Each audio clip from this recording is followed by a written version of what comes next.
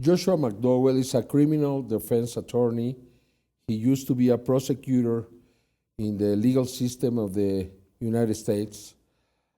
He has been witnessing all the investigation and being part of it when we went very recently to Peru, to Lima. He has been able to write some reports on the story of his findings, which I think they are very revealing and very, very important. Hello, Josh. Hi, Jaime. Thank you for the kind words. Please let us know, what are your thoughts around this very mysterious case? Well, it's that, exactly. And my role was really as investigative. What I wanted to do was become a little bit of a historian, find out as much as I could about the mummies, read everything I could, researched the Nazca culture, but also worked with the doctors as well. When we first talked about coming down to look at the mummies, to look at the specimens, it was important that we put together a really good team. And so, we looked for a pathologist and an anthropologist in addition to my father. We really wanted to cover the bases to try to see what we could figure out in this forensic mystery. What are your findings? What did you see there? Well, I will tell you, they are unlike anything I've ever seen. They're truly sui generis. They come in various shapes and sizes. We've seen bodies that look very human, other than they have elongated craniums, 3 fingers and 3 toes, so tridactyly. And there's also other specimens, let's call them, or bodies that are about 2 feet tall and look like nothing else that I've seen on Earth or have seen in the fossil record. And there's also even smaller bodies as well. And what we've seen as well is there's likely more to come, other types as well. You were there and you've been writing about this. Let us know, what are your thoughts about this story after you saw the creatures and you were there when the scientists analyzed this? It's the best way to describe it is a mystery, because my expertise is, I'm not a doctor, I'm an attorney by trade, but in this case I'm a little bit of an investigator. I've been wanting to talk to anybody and everybody, the doctors that have been studying it for 7 years, doctors like Dr. Zalce, Dr. Ruiz, that I respect, that I like, that I trust their opinion. And I've learned a lot from them, and they have strong opinions.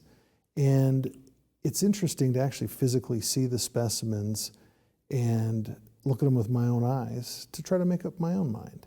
And of course, we get ideas for ourselves as we look at them, but that's why we have investigations. That's why we research. That's why the doctors are coming down to investigate and follow the scientific method to figure out what these truly are. So far, are you fascinated? Oh yes, absolutely. They don't make a lot of sense to me as I look at them. As I physically look at the specimens, a specimen like Alberto, one of these 2 foot tall specimens, doesn't make sense to me how it could walk, it could move, it could ambulate. It doesn't make sense with my limited understanding of biology, how it would work. The 3 fingers and 3 toes on the larger Maria Montserrat, they're fascinating. Under fluoroscopy, under CT, they have a very unique look and like nothing I've seen before. There is a legal side in all of this. What have you found there? Well, there's an incredibly important legal side, and I think it involves several different things. I think it involves the government of Peru, the Ministry of Culture, and where the bodies could potentially be studied. I know Peru believes that the bodies are part of the cultural patrimony of Peru, and I understand that perspective. But I think there's also an opportunity to have a collaborative process to study the bodies and to find out what they are.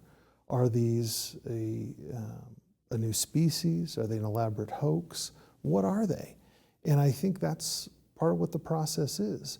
And I would like to see the Ministry of Culture in Peru get on board, so to speak, and say, let's work collaboratively, let's work cooperatively to get to the bottom of it, to figure out what the mystery is. So part of it, Jaime, is if we are to test them or move them somewhere else for further testing, to get better imaging, which hasn't been available in Lima as I understand it, to do proper forensic testing, collection of DNA, carbon-14, things of that nature. It would be a lot easier in a controlled facility that has the personnel, expertise, instruments to complete it. And with the United States, there's laws, federal code, that says unless the government of origin has given consent and agreed that things that are pre-Columbian, pre-Hispanic, or even 250 years old is what the statute says, that they can't be moved. They can't be introduced into the United States without consent of the country of origin. And then it would have to go through the customs process in the United States as well. Should it happen? Well, I'm in favor of it. I look at it and I say, there's a plan A. And a plan A would be to have them in a facility that, as I said before, has the resources and expertise to go through the scientific process, the forensic process, to study them. A plan B would be to study them where they are, is to do proper collections, try to find the best equipment and instruments available. I think scanning, certainly the CT scans could be better than what's available. But there's an ideal situation and there's a less than an ideal situation. But I think in either way, we can get a lot of answers. It's time and money. How could happen? Well, I think one of the things would be for Peru, the Ministry of Culture, to say, we agree and we're happy to help and sign whatever's necessary for U.S. Customs to be willing to accept the bodies. And it could be for a period of time, say 6 months, a year, that they would go to one location, a university or laboratory facility that could accept the bodies, and they could be studied there. And they could maintain control over them in a laboratory environment. So I think that would be ideal in my understanding. But as I said before, there's other ways that we can still try to continue to test them. But it still takes the cooperation of, not just the doctors, but of government officials. That is why the government of Peru should accept this? Well, in my opinion, yes. I think it would be great for Peru to understand what these are. The doctors that we came to Peru with, their goal is to get to the bottom of it, get to the truth, whatever that may be. And that truth may be different for body A and body B and body C, or specimen A, B, or C. We don't know yet. That's what the scientific method and process is about. So would it be helpful to Peru? Yes, I think it would be. As my father said, I think there's cultural and historical interest in these bodies. And especially the more we know, the more we understand about them and the more interest there might be. If they are real, if they are truthful, and the story behind them is bigger than we thought, it would mean that probably they would become a touristic attraction. Well, I certainly believe so. In one of my blogs, I even talked about that, where the Nazca Lines are one of the top tourist attractions, but they don't see nearly the amount of tourism that, say, Machu Picchu does. If there was something available that tourists could come and see the lines, they could come and see these bodies, these mummies, like we have. They're fascinating. They're incredible to look at. They're different. And it would generate a lot of interest, especially if we knew more about what they were. Because there's so much chatter about what they are, what they're not. The more we know about them, the more we can establish what they are, their provenance, and the reality of what these bodies are. What do you think? You are not a scientist, you are going to tell me that, but what do you think? You know, I have my own hypotheses as I sit there and I look at the bodies, and my hypotheses are different for the different bodies, I'll be honest with you. And I think it's honestly premature to say right now.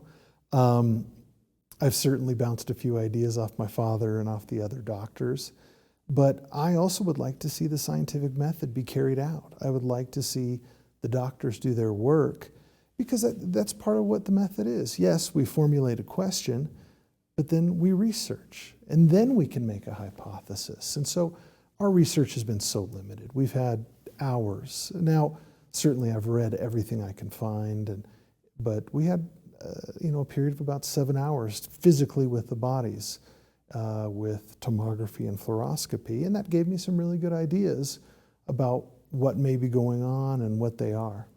But we need more time. We need more time. More investigation. We need more time.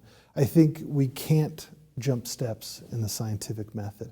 If we are formulating a question, which is where I'm at right now, we're still trying to, in the very beginning phases of it, if we're already jumping to a hypothesis before a lot of the research has been done, I think we're getting ahead of the game. Now, a lot of research has been done by a lot of, as we've talked about, scientists that are phenomenal. The doctors that I've met in Peru, the Mexican doctors as well that have worked on it, doctors that I trust and respect and know of their histories, have done some great work. But I think there's another perspective that could be had on this. And it was a really great opportunity to sit in that room and have the doctors from the United States talk to the Peruvians and the Mexican doctors, to have that conversation, that collaborative work.